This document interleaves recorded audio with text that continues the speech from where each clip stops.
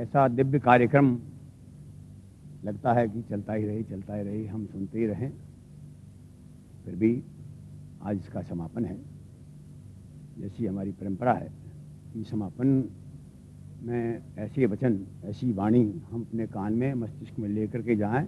इसके लिए जो धन्यवाद की जो बात है, आभार प्रदर्शन की बात है, वह हमारी परंपरा ऐसी है कि शुरू में ही कर लेते हैं। वो श्रीमती सरला देवी बिरला आभार ज्ञापन करेंगी।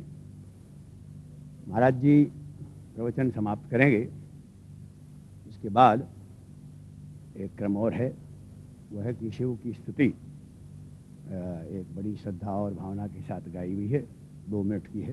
तब तक आप विराजमान अपने स्थान पर रहें। कार्यक्रम का शेष जगत गुरु शंकराचार्य की जय के साथ में के बाद में समाप्त होगा। तब तक आप सभी महानुभाव देवियां अपने स्थान पर विराजमान रहें। श्रद्धेय जगत गुरु स्वामी स्वरूपानंद जी महाराज एवं सत्संग प्रेमी सुधीजन, धर्मरथ प्रसंग को केंद्र मानकर इन दिनों श्रद्धेय स्वामी जी ने जो ज्ञान गंगा प्रवाहित की, हम आपका बहुत आभार मानते हैं। प्रसंग तो अपने आप में एक केंद्र मात्र होता है। उसके आधारभूत मानव के सत्व्यवहार, सच्चरित्र और अनेक मंगलकारी सूत्र आपने उजागर किए। ज्ञान, अध्यात्म, वेदांत आदि के अनेक कल्याणकारी व्यावहारिक सिद्धांत प्रतिपादित किए। श्रद्धेय पूज्य स्वामी जी महान हैं। कितना विशाल आपका अध्ययन है। आपकी वाणी इतनी प्रभावोत्पादक है कि इस कार्यक्रम की अवधि बढ़ाने की सबकी ही प्रेरणा रही और आपने सविनय हमारा निवेदन स्वीकार किया। हमारा देश संतों का देश है। हमारे यहाँ अनेक महर्षि, मनीषी एवं संत अवतरित हुए हैं और आज भी हैं। आद्य शंकराचार्य तो हमारे धर्म के उद्धारक हैं। हमारे धर्म के आदर्शों एवं देश की एकात्मकता के लिए आपका ऐतिहासिक अवदान रहा है। उसी परंपरा एवं उत्तरदायित्व का निर्वाह हमारे युग में जगत गुरु स्वरूपानंद जी महाराज बड़े योग एवं कुशलता से कर रहे हैं। आज समापन के दिन इस प्रसंग के उपसंहार में श्री विभीषण जी के वाक्य का उद्धरण देती हूँ। एहिमिसी मोहि उपदेशहु नाथ कृपा सुख पुंज। विभीषण जी की शंका पर राम ने जो उपदेश दिए, उन्हीं उपदेशों को और क्वचिदन्यतोपि आपने बड़ा सरस एवं सारगर्भित विश्लेषण कर हमें उपकृत किया है। हम पुनः आभार ज्ञापित करते हैं। ईश्वर आपको स्वस्थ रखे एवं दीर्घायु प्रदान करे। आप इसी प्रकार हमारे धर्म प्रचार का कार्य सारे देश में करते रहें। सत्संग में श्रोताओं का भी अपना एक विशिष्ट स्थान होता है। श्रोताओं की श्रद्धा भावना उपयुक्त वातावरण सृष्टि करता है। वक्ता तो अपने आप में महान है ही, लेकिन भक्त और प्रबुद्ध श्रोताओं की उपस्थिति से उन्हें तदनुसार प्रेरणा मिलती है। इस संदर्भ में रामचरितमानस का ही एक दोहा आपको अर्पित करती हूँ। श्रोता सुमति शील सुचि कथा रसिक हरिदास, पाई उमा अति गोप्यमपि सज्जन करे ही प्रकाश। आप सभी देवियों महानुभावों ने पधार कर इस सत्संग का लाभ लिया और ऐसा सुंदर वातावरण उपस्थित किया। हम आप सबके बहुत आभारी हैं। ईश्वर सबका मंगल करे और हमें बार बार ऐसा सत्संग मिलता रहे। पूज्य स्वामी जी महाराज जी को मैं पुनः प्रणाम करती हूँ। नारायण समारंभां शंकराचार्य मध्यमां अस्मदाचार्य पर्यन्तां वंदे गुरु परंपरां। श्रीमत् परमहंस परिव्राजकाचार्यवर्याः पदवाक्य प्रमाण पारावार पारिणाः यम नियमासन प्राणायाम प्रत्याहार धारणा ध्यान समाध्यष्टांग योगानुष्ठान निष्ठाः तपश्चर्या चरण चक्रवर्तिनः अनादि गुरु परंपरा प्राप्त वैदिक धर्म प्रचारण परायणाः सकल दर्शन समन्वित वेद वेदांत सिद्धांत प्रतिपादकाचार्याः निगमागम सार हृदयाः सर्वतंत्र स्वतंत्राः वर्णाश्रम सदाचार शिक्षकाः विश्वकल्याणमानसाः अखंड भूमंडलाचार्याः अनंत श्री विभूषित जगद्गुरु श्रीमदाद्य शंकराचार्य भगवत्पाद स्थापित मर्यादा पोषण परायणाः परापर विद्या विद्योतितान्तःकरणाः अलकनन्दातीरवासिनः श्री बदरी नारायण समाराधन मानसाः ज्योतिरीश्वर सहित पूर्णाम्बोपासकाः उत्तरामनाय ज्योतिर्मठाधीश्वराः गोमती तीरवासी पश्चिमामनाय श्री द्वारका शारदा पीठाधीश्वराः अनंत श्री विभूषित जगद्गुरु शंकराचार्य श्री स्वरूपानंद सरस्वती स्वामी वर्याः विजयन्ते तराम। धर्म की अधर्म का प्राणियों में विश्व का गो माता की गो हत्या जगद्गुरु शंकराचार्य भगवान की हर हर महादेव।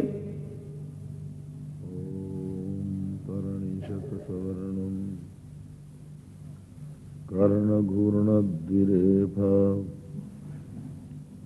वलिकलितकपोलोद्दानदामाभिरामम् गिरिशगिरिसुताभ्यां लालितं नित्यवङ्के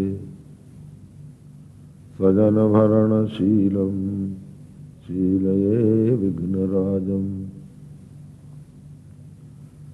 तारानायक शेखराय जगदाधाराय धाराधर छायाधारक कंधराय गिरिजासंगैक शृंगारिणे नद्याशेखरिणे दृशा तिलकिने नारायणे नास्त्रिणे नागैकङ्कणिने नगे नगृहिणे नाथाय सेयन्नति मानापनोदन विनोदन ते गिरीशे महासेव संकुचितयो रुचितं तदिन्दो भेत्तुं भवानि शुचितं दुरितं भवानि नम्रे भवानि घनमङ्घ्रि सरोजयोस्ते तद्दिव्यमव्ययं धाम सारस्वतमुपास्महे यत्प्रसादात् प्रलीयन्ते मोहान्धतमसच्छटाः। श्रीराम जय राम जय जय राम।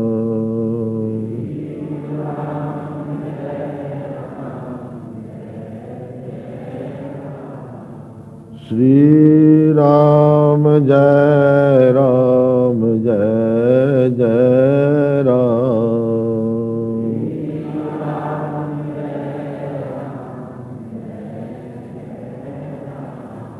श्रीराम जय राम जय जय राम।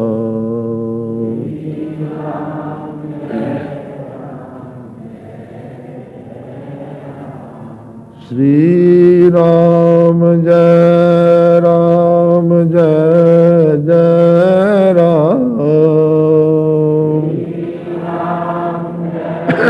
राम।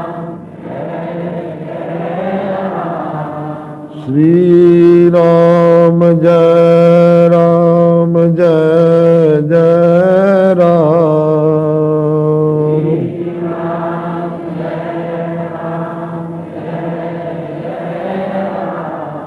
श्रीराम जय राम जय जय राम।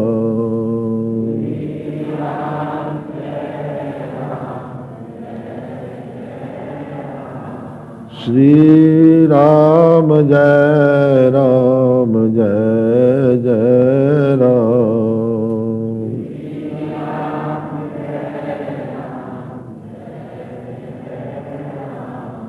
धर्म की अधर्म का प्राणियों में विश्व का गो माता की गो हत्या हर हर महादेव। समुपस्थित विद्वद वृंद, देवियों, सज्जनों, धर्मरथ का प्रसंग चल रहा था। भगवान श्री राम ने ऐसे रथ का वर्णन किया जिसके 18 अंग थे। आप जानते हैं गीता में भी 18 अध्याय, और हमारे जो यज्ञ होते हैं उनमें 16 ऋत्विज, एक यजमान और पत्नी, इन दो को मिलाकर 18 ही व्यक्ति होते हैं जो यज्ञ संपन्न करते हैं। और यहाँ भी भगवान श्री राघवेंद्र राम ने धर्मरथ के 18 अंगों का वर्णन किया। आप श्रवण कर रहे थे। दान परशु बुद्धि शक्ति प्रचंडा, वर विज्ञान कठिन को दंडा, वर विज्ञान कठिन को दंडा। दान परशु है, बुद्धि, ज्ञान ज्ञान ज्ञान ज्ञान प्रचंड शक्ति है, और श्रेष्ठ विज्ञान कठिन कोदंड अर्थात धनुष। अब तर्कस की भी आवश्यकता है जिसमें बाण रहते हैं, और रावण तो अपने तर्कस में बाणों को रख के लाया ही था। उसके रथ के पीछे सैकड़ों ऐसे वाहन थे जिनमें अस्त्र शस्त्र भरे हुए, पर भगवान श्री राम के पास तो केवल एक ही तूणीर था जो अक्षय था। तो इस धर्मरथ में भी एक तूणीर है। अमल अचल मन त्रोण समाना, समजम नियम श्री मुख नाना। कवच अभेद विप्र गुरु पूजा, यही सम विजय उपाय न दूजा। भगवान कहते हैं अमल अचल मन त्रोण समाना। ज्ञान विज्ञान का वर्णन करने के अनंतर साधन का वर्णन कर रहे हैं। मनुष्य ज्ञान का अधिकारी तभी होता है जब वह साधन चतुष्टय संपन्न हो। अथातो ब्रह्म जिज्ञासा, इस ब्रह्म सूत्र के अथ शब्द का अर्थ अनंतर है। बड़ा शास्त्रार्थ है इस पर कि अथ शब्द का क्या अर्थ किया जाए। कुछ लोगों ने कहा है कि इसका केवल मंगल अर्थ है। ओंकारश्चात शब्दश्च द्वावेतौ ब्रह्मण पुरा, कंठम भित्वा विनिर्यातो तस्मान मांगलिका बुभौ। ओंकार और अथ, ये दो शब्द सृष्टि के प्रारंभ में ब्रह्मा जी के मुख से सर्वप्रथम निकले थे, इसलिए ये दोनों शब्द मांगलिक माने जाते हैं। अथवा अथ शब्द इसलिए है कि यहां से अब ब्रह्म की जिज्ञासा प्रारंभ होती है, तो विषय का निर्देश अथ शब्द करता है। अथ योगानुशासनम जैसे कहा गया। तो यहां पर यह माना जाता है, सिद्धांत यही है कि अथ शब्द यहां पर आनंतर्य का बोधक है, और आनंतर्य का बोधक होते हुए भी मंगलार्थक हो जाता है। कोई यात्रा कर रहा है, जल पूरी कलश उसके सम्मुख आ जाता है, उसका मंगल हो जाता है। यह आवश्यक नहीं है कि उसकी यात्रा को सुसंपन्न बनाने के लिए, मंगल करने के लिए मंगल कलश लाया जाए। अन्यार्थ भी नियमान घट, जल पूरित घट मंगलार्थक हो ही जाता है। तो किसके अनंतर? तो साधन चतुष्टय संपत्ति अनंतर। उपनिषद कहते हैं शांतो दांत उपरत तितिक्षु, शांत दांत उपरत तितिक्षु होकर आत्मा का ज्ञान प्राप्त करे। तो ऐसी स्थिति में साधन चतुष्टय संपत्ति होना बहुत आवश्यक माना जाता है। और साधन चतुष्टय संपत्ति में विवेक, वैराग्य, षड संपत्ति और मुमुक्षा, ये चार आते हैं। नित्यानित्य वस्तु का विवेक पृथक्करण विवेक कहलाता है। अनित्य से वैराग्य, अनित्य को त्यागने की इच्छा वैराग्य। सम, दम, श्रद्धा, समाधान, तितिक्षा और उपरति, ये 6 षड संपत्ति कहलाते हैं। सम का अर्थ होता है मन का निग्रह, दम का अर्थ होता है इंद्रियों का निग्रह, गुरु और वेदांत के वाक्यों में विश्वास श्रद्धा कहलाता है, और चित्त की एकाग्रता को समाधान कहते हैं, और विषयों का चिंतन छोड़ देने को उपरामता कहते हैं, उपराम कहते हैं। और समस्त शीतोष्णादि सुख दुखों को बिना किसी प्रकार का प्रतिकार किए चिंता और विलाप से रहित होकर सहन कर लेने को तितिक्षा कहते हैं। और फिर इनके अनंतर मुमुक्षा, मोक्ष की इच्छा। मोक्ष की इच्छा इतनी प्रबल हो कि जैसे किसी के बालों में आग लग जाए तो उसका केवल एक ही उद्देश्य रह जाता है कि बालों की आग बुझाई जाए। उसी प्रकार मुमुक्षु के सामने एक ही उद्देश्य रहता है कि संसार सागर से मैं कैसे मुक्त हूं। इसका नाम मुमुक्षा है। ये 6 साधन, ये 4 साधन जब मनुष्य के भीतर होते हैं तब वह वेदांत के श्रवण का अधिकारी बनता है। अधिकारी का अर्थ ये नहीं है कि हकदार, अधिकारी का अर्थ है योग्यता। अधिकार का अर्थ यहाँ पर योग्यता है। वह ब्रह्म विज्ञान के योग्य तभी बनता है जब वो इन साधनों से संपन्न होता है। गीता में भगवान ने कहा, मात्रा स्पर्शास्तु कौन्तेय शीतोष्ण सुख दुःखदा आगमा पायिनो नित्यास्तान् तितिक्षस्व भारतो यम हि न व्यथयन्ते ते पुरुषम पुरुषर्षभो सम दुःख सुखम धीरम सोमृतत्वाय कल्पते। भगवान कहते हैं मात्रा और स्पर्श, मात्रा का अर्थ है शब्दादि विषय और स्पर्श का अर्थ है इंद्रिय, अथवा मात्रा का अर्थ है इंद्रिय और स्पर्श का अर्थ है विषय।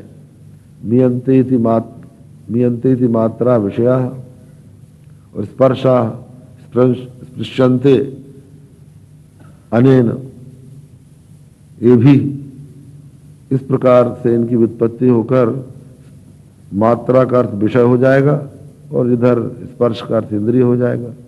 या जिनका स्पर्श किया जाए वो विषय, और जिनके द्वारा मापा जाए विषयों को वो मात्रा इंद्रिय। दोनों ही प्रकार से इंद्रिय और विषय के संयोग से जो प्राणी को सुख दुख की संवेदना होती है वो विषय सुख दुख को देने वाले आगम और अपाय वाले हैं, आने जाने वाले हैं और स्वयं ही अनित्य हैं। इसलिए हे भारत तुम उनको सहन करो, सह जाओ। तो सुख दुख को समान भाव से सह लेने का क्या फल होगा? तो भगवान ने बताया, यम हि न व्यथयन्त्येते पुरुषम पुरुषर्षभ सम दुख सुखम धीरम सोमृतत्वाय कल्पते। जिस पुरुषर्षभ को, जिस पुरुष को, हे पुरुष श्रेष्ठ अर्जुन, ये व्यथित नहीं करते, जो धीर है, सुख और दुख में समान है, वो अमृतत्व को प्राप्त करने के योग्य हो जाता है। तो तितिक्षा यहाँ पर परमात्मा की प्राप्ति के योग्य हमें बनाती है। भगवान शंकराचार्य ने कहा न तितिक्षा सममस्ति साधनम, तितिक्षा के समान कोई साधन संसार में नहीं। वस्तु स्थिति यह है कि हम दो ही काम करते रहते हैं, प्राप्ति और परिहार, इसी में लगे रहते हैं। जो हमारे अनुकूल है उसको प्राप्त करना चाहते हैं, उसको प्राप्त करने का प्रयत्न करते हैं, और जो प्रतिकूल है उसको छोड़ने का प्रयत्न करते हैं। मनुष्य अपने जीवन में यही तो करता है। गर्मी लगी तो पंखा चलाया, और ठंड लगने लगी तो पंखा बुझाया। जिससे प्यार है उसको मिलने के लिए बुलाया, और जिससे नफरत है उसको भगाया। तो संसार में मनुष्य यही करता है, सिवाय इसके दूसरा काम ही नहीं है। और जब हम इस काम में लगे रहेंगे, प्राप्ति परिहार के ही चक्र में पड़े रहेंगे, तो आत्मविचार कब करेंगे? इसलिए भगवान कहते हैं कि इनकी ओर से एक बार निरपेक्ष हो जाओ, इनको समान भाव से देखने लग जाओ। ये आगमा पाई हैं, स्वयं अनित्य हैं, इनको सह लो, तो तुम फिर आत्मविचार करने के अधिकारी बनो। तो इस प्रकार मनुष्य के भीतर साधन संपत्ति होना अत्यंत आवश्यक। कुछ लोगों का कहना है चित्त की शुद्धि। वस्तु स्थिति यह है कि चित्त की शुद्धि तभी हो सकती है जब परमात्मा प्राप्त हो जाए। और जब हम पहले शर्त लगा देते हैं कि बिना चित्त की शुद्धि के परमात्मा की प्राप्ति नहीं हो सकती, तो फिर कब होगी? ये तो अन्योन्याश्रय हो गया। परंतु इस पर थोड़ा सा ये कथन है कि कुछ अन्योन्मुखता का तो त्याग रूप चित्त की शुद्धि पहले आवश्यक है ही। यदि आपके मन में अन्योन्मुखता नहीं है, तभी आप सुन पाएंगे, तभी आप ब्रह्म विचार करने में प्रवृत्त होंगे। अन्यथा आपका मन आपको विचलित कर देगा। आप बैठ ही नहीं सकते एक स्थान पर, ना आप सुन सकते, ना उस पर मनन कर सकते। फिर उसके बाद पूर्ण शुद्धि चित्त की भगवत तत्व विज्ञान से होगी, इसमें कोई संदेह नहीं, ये सत्य। इसलिए स्थित प्रज्ञ की परिभाषा करते हुए भगवान श्री कृष्ण ने कहा कि विषया विनिवर्तन्ते निराहारस्य देहिनः रसवर्जम रसोप्यस्य परम दृष्ट्वा निवर्तते। जब प्राणी निराहार हो जाता है, विषयों का बलात् त्याग कर देता है, तो विषय तो उसके छूट जाते हैं, लेकिन उनके प्रति जो प्रेम है, रस है, वो छूटता नहीं। परंतु परमात्मा का साक्षात्कार हो जाने पर वह रस भी छूट जाता है। मन में जो सूक्ष्म वासनाएं हैं वो भी नष्ट हो जाती हैं। तो उन सूक्ष्म वासनाओं का नाश पूर्ण रूप से तो तभी होगा जब ब्रह्म साक्षात्कार होगा।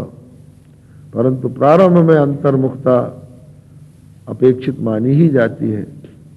इसलिए चित्त का संशोधन परमात्मा की प्राप्ति के लिए आवश्यक। परमात्मा यद्यपि बहुत ही निकट है, इतना निकट है कि उसको निकट कहना भी दूर करना है। इसलिए उसकी प्राप्ति में कोई विलंब भी नहीं, योग वासिष्ठ में भी नहीं। योग वासिष्ठ में तो यहां तक कह दिया अपि पुष्पावदलनाथ अपि लोचन मीलनाथ। फूल के मसल देने में भले ही देर हो जाए और भले ही नेत्रों के निमीलन में देर हो जाए, लेकिन परमात्मा के दर्शन में देर नहीं। कबीर ने कहा जब लगी लौका लौके भाई, तब लगी हंसा लौके जाई। इसका अर्थ यह है कि जितनी देर में बिजली चमककर शांत हो जाती है, उतनी ही देर में यह हंस अपने लोक में चला जाता। जब लगी लौका लौके भाई, तब लगी हंसा लौके जाई। इतना सरल। परंतु परमात्मा इतना निकट होते हुए भी हमारे दूर क्यों हो गया? मारवाड़ी में एक कहावत है नहीं नेड़े नहीं दूर। परमात्मा के बारे में कहा है कि वो परमात्मा नहीं नेड़े नहीं दूर। तो नहीं नेड़े जो बहिर्मुख हैं, आसुरी संपत्ति के लोग हैं, उनके निकट नहीं, लेकिन जो अंतर्मुख हैं, जो परमात्मा के भक्त हैं, उनके लिए नहीं दूर। और वस्तुतः जिन्होंने परमात्मा को जान लिया, उनके लिए नहीं नेड़े नहीं दूर। ना तो वो निकट है ना दूर है। अपने से भिन्न को ही निकट और दूर कहते हैं। जो अपना स्वरूप ही है उसको क्या निकट कहें और क्या दूर कहें, ये स्थिति उनकी हो जाती है। वही भगवान राम के संबंध में एक कथा आती है। विश्वामित्र जी यज्ञ कर रहे थे। मारीच सुबाहु उनके यज्ञ में बाधा डालने लगे। तो उन्होंने सोचा मारीच सुबाहु को शाप देकर भी हम रोक सकते हैं, लेकिन मन में विचार किया इससे हमारा तप का क्षय होगा। क्रोध करने से तपस्या क्षीण होती है, और कितनों पर क्रोध करेंगे। राक्षस तो असंख्य है। इसलिए उनके मन में चिंता हुई और उन्होंने निश्चय किया कि गाधि सुवन मन चिंता व्यापी, बिनु हरि मरहि न निशिचर पापी। बिना भगवान के ये नहीं मरेंगे। तो भगवान का इस समय अवतार हुआ है महाराज दशरथ के पुत्र के रूप में। क्यों ना हम उनको ले आए और उनके द्वारा मारीच सुबाहु को मरवाकर यज्ञ की रक्षा करें, ऋषियों का दुख दूर करें। विश्वामित्र जी अयोध्या गए। राजा दशरथ ने सुना कि विश्वामित्र जी पधारे हैं, बड़े प्रसन्न हुए। ये वही विश्वामित्र जी हैं जो महाराज दशरथ के पूर्वज हरिश्चंद्र से सारा राज्य ले चुके थे, सपने में दिया हुआ राज्य प्राप्त किया था। तो ये पुनः पधारे। महाराज दशरथ ने देखा कि ये तो इनका दर्शन बहुत दुर्लभ है, बड़े भाग्य की बात है कि हमारे यहाँ ये आए हैं। तो उनकी अगवानी की, बड़े आदर से अपने ही सिंहासन पर बैठा दिया और कहने लगे, भगवान ये सिंहासन तो आपका ही है, हम आपके सेवक हैं। पाद्य अर्घ आचमनी आदि से उनका सत्कार करके पूछा दशरथ जी ने कि कई कारण आगमन तुम्हारा। भगवान बतलाइए कि आपका शुभागमन किस उद्देश्य से हुआ है। जो भी आपकी आज्ञा हो आज शिरोधार्य करूंगा, ये सब आपका ही है। विश्वामित्र जी बड़े प्रसन्न हुए। उन्होंने सोचा काम तो बन जाएगा। दशरथ बड़ी श्रद्धा से बोल रहे हैं। तो विश्वामित्र जी ने महाराज दशरथ से कहा कि असुर समूह सतावहि मोही, मैं जाचन आयऊ नृप तोहि, अनुज समेत देहु रघुनाथा, निशिचर वध में हो बसना था। राजन, असुर समूह मुझे सताते हैं, इसीलिए मैं तुम्हारे पास याचना करने के लिए आया हूं। महाराज आज्ञा दीजिए। अनुज समेत देहु रघुनाथा, अपने छोटे भाई लक्ष्मण के सहित राम को दे दो, तो मैं इनके द्वारा निश्चरों को मरवाकर सनात कृतार्थ हो जाऊं।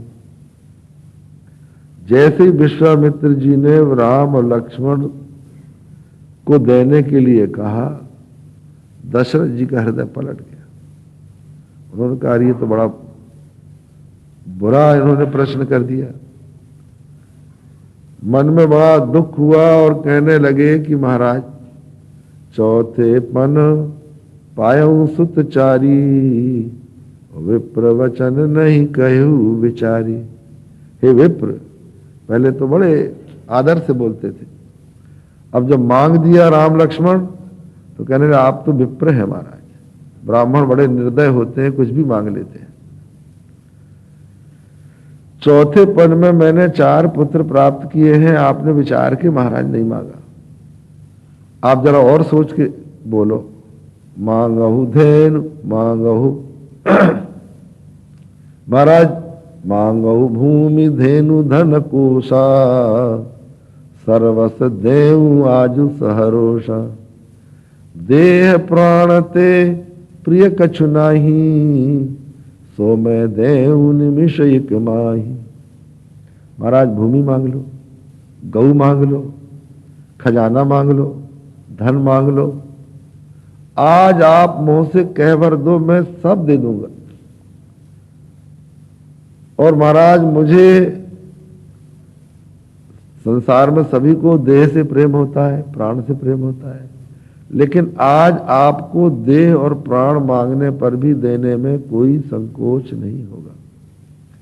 सो मैं देऊ निमिष एक माही, आपको एक निमिष में केवल कह देने मात्र से मैं प्रदान कर दूं। तो भगवान ने कहा प्राण देने के लिए तैयार हो? कहा महाराज प्राण भी दे दो। बड़ा दुख हुआ था दशरथ जी को, राम को नहीं छोड़ना चाहते थे, राम से बड़ा प्रेम था। वाल्मीकि रामायण में आता है कि सुनकर राजा दशरथ ने कहा कि ऊन 16 वर्षों में रामो राजीव लोचन, मेरा राजीव लोचन राम केवल अभी 15 साल का है।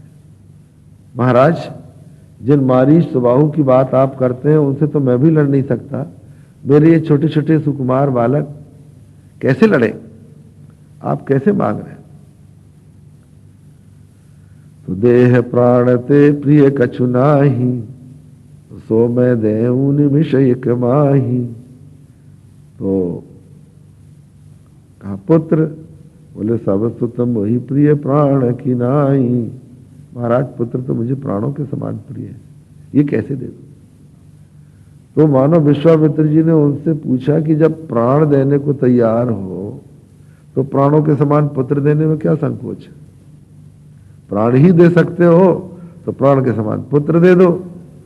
बोले हाँ महाराज ये भी कर सकता हूं कि सब सुतम वही प्रिय प्राण की नाई, राम देत नहीं बनई गुसाई। पुत्र भी मैं दे सकता हूं लेकिन राम देत नहीं बनई, राम तो दिए ही नहीं जा सकते। ये प्राणों के भी प्राण है, प्राण प्राण के जीव सुख के सुख राम, तुम तजितात सुहात गृह जिनहि ते नहीं विधिवा। आप तो प्राणों के, ये तो प्राणों के प्राण है, आत्मा है। क्या आत्मा भी महाराज दी जा सकती है? अपने आप को कोई दे भी नहीं सकता और ले भी नहीं सकता। ना आत्मा है ना उपादेय है, ना त्याज्य है ना ग्राह्य है। यदि ये त्याज्य होती तो मैं त्याग देता, ये यदि देने योग्य होते तो मैं दे देता, लेकिन राम देत नहीं बनई, राम तो दिए ही नहीं जा सकते। ये राम का स्वरूप। राम अपनी अंतरात्मा है, इसलिए उनको प्राप्त करने में जरा भी विलंब नहीं है।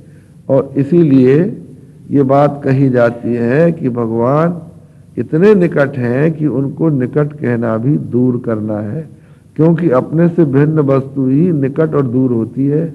जो अपना स्वरूपभूत हो उसको हम कैसे निकट कहें और कैसे दूर कहें? तो ऐसी स्थिति में परमात्मा की प्राप्ति इतनी दुर्लभ, इतनी कठिन क्यों हो गई? क्यों संसार परमेश्वर की प्राप्ति से वंचित है?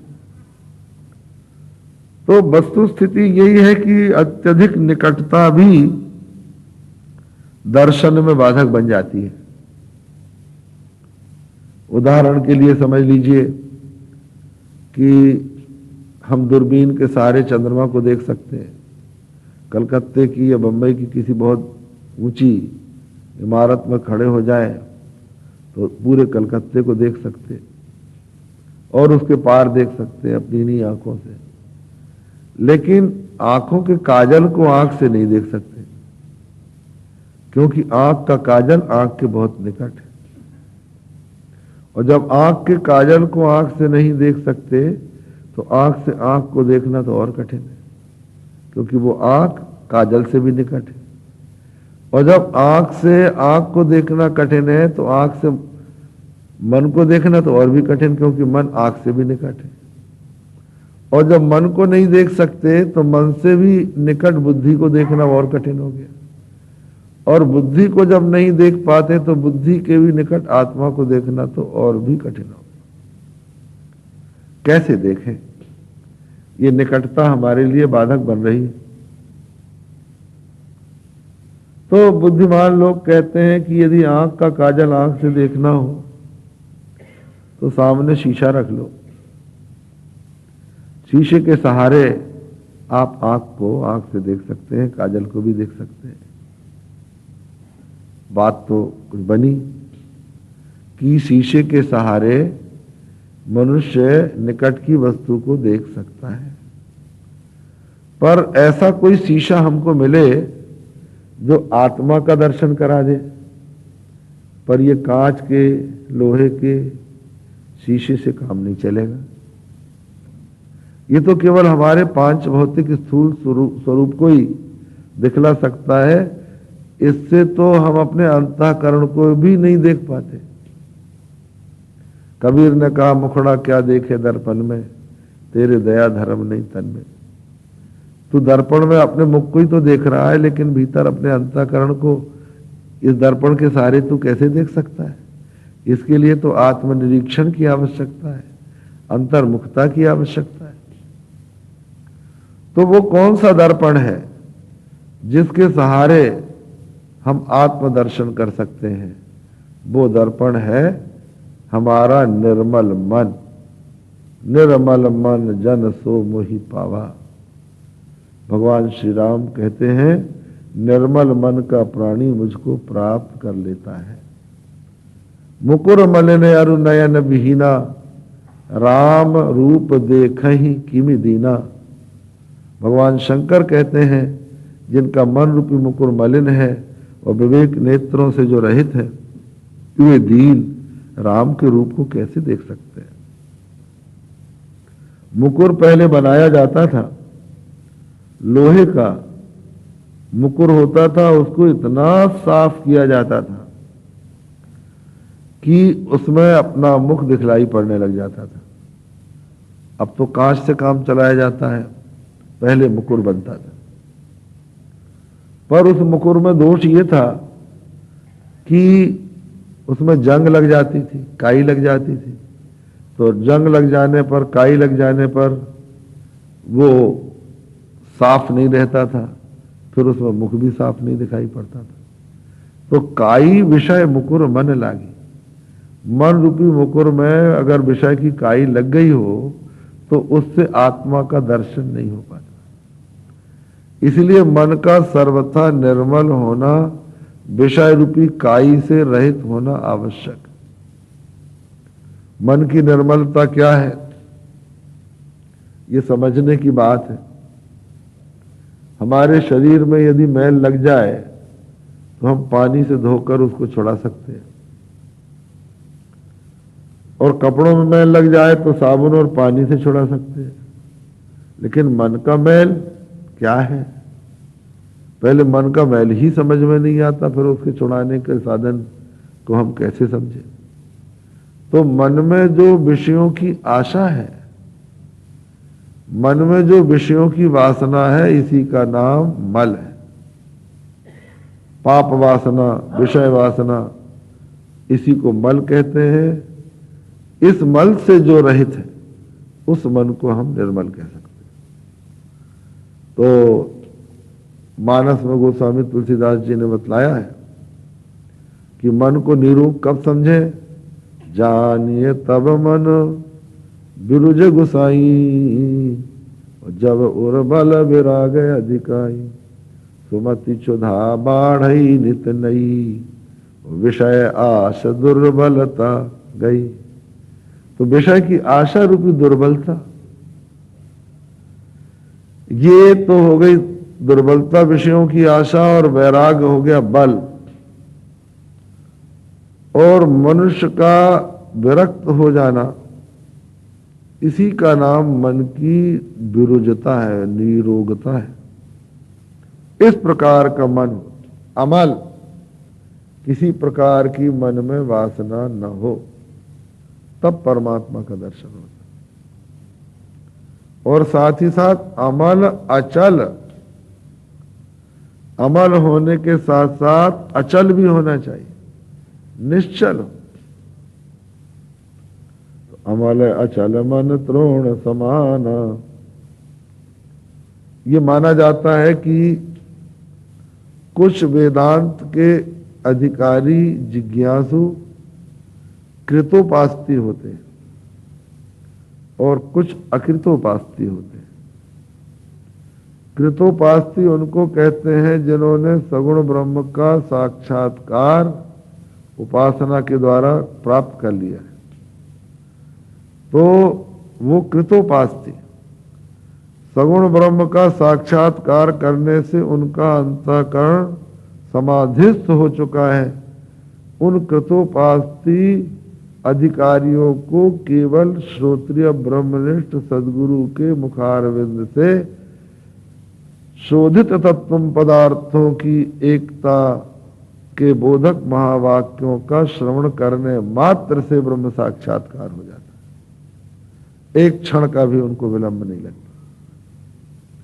लेकिन जो अकृतोपास्ती हैं, जिनका चित्त अभी चंचल है, मलिन है, भगवान का आराधन किया नहीं है, बिना भगवान की आराधना के मन की पूर्ण रूप से मलिनता दूर होती नहीं। इसीलिए गोस्वामी जी ने विनय पत्रिका में कहा, रघुपति भगति वारी छालित चित, बिनु प्रयास ही सूझे, तुलसीदास यह चिद विलास जग, बूझत बूझत बूझे। रघुपति भगति वारी क्षालित चित्त, भगवान की भक्ति रूपी जल से क्षालित प्रक्षालित जो चित्त है, उस चित्त में परमात्मा बिना प्रयास के ही सूझ जाता है। और यह जगत चिद विलास है, चैतन्य का विलास है, चित्त के अतिरिक्त और कोई दूसरी वस्तु नहीं है।